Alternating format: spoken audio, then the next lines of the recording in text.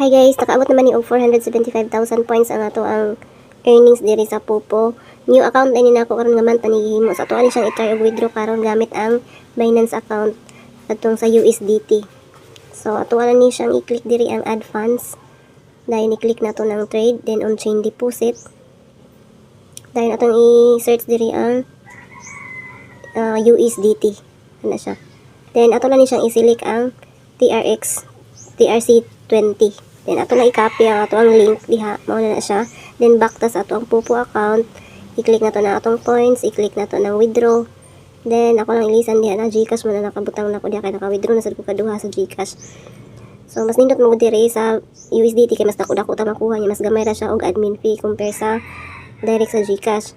So na-check na siya. So, i-try lang nato og 20, so, naka $47 ko diha, i-try lang nato og $20 kay minimum sa agent account is $20 man, dili o ka withdraw og 10 mo tong direct GCash tong primero. So, ato i-type diha $20. Then, i-click na to ng submit. Then, i-click lang nato ang confirm. So, nangay siya og withdrawal password. Then, withdrawal submitted na siya. So, under review pa siya guys. Ato na siyang paaboton nga successful na siya din ha. Then, ato ang i-click dito sa ato ang Binance account. So, makuha na to is 1,160 sa $20. So, diara guys, nag-successful withdrawal na siya. Ato na i-check atong Binance account kung nasulod na ba siya dito. Kaya ato na siyang i-exchange para masulod sa ato ang GCash. So, i-click na to balik ko. Diyan na 1,179 ang sulod. So, ato ni siyang, para matransfer niya sa GCash, ato i-click ni siyang trade.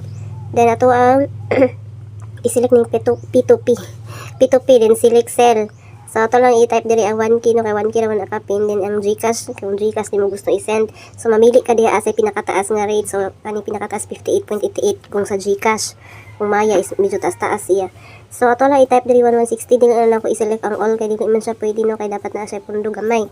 So, ang atong i-kuan na ibis 1,178. Ako madawat is 1,160 lang siya. So, 19.70 USDT.